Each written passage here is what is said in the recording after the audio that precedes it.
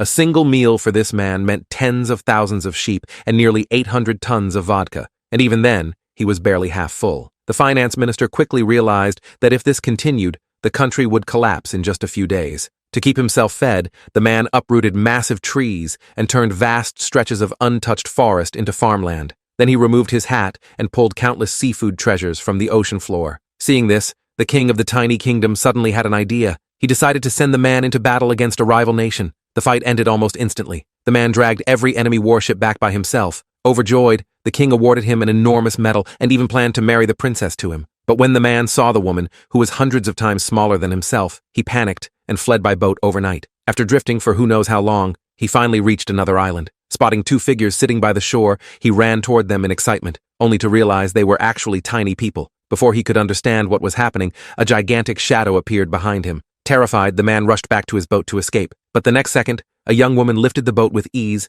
and carried him straight into the royal palace. Unexpectedly, the man reunited with his long-lost wife by pure chance. Touched by how deeply the miniature couple loved each other, the king decided to build them a palace. Just as the man was preparing to spend the rest of his life there, the king invited him to a game of chess. The problem was, each chess piece was larger than the man himself. Every move took tremendous effort, but thanks to his exceptional skills, he defeated the king. Enraged, the king threw the man into a giant birdcage. As punishment, he released crocodiles, hoping to witness a deadly showdown. The man did everything he could to avoid them, but realized he couldn't keep dodging forever. He drew his sword to scare them off for a moment, but was soon knocked to the ground again. Just as he was about to meet his end, the young woman grabbed both of them and escaped the palace in a basket. The king immediately led his men in pursuit and finally caught up with them by a small river. With no other choice, the girl threw the basket into the water. Furious, the king hurled a massive stone after them, but it missed. The two drifted downstream, not knowing how long they had traveled, until a huge wave washed them onto the shore. There, they saw a fisherman of normal size. From that day on,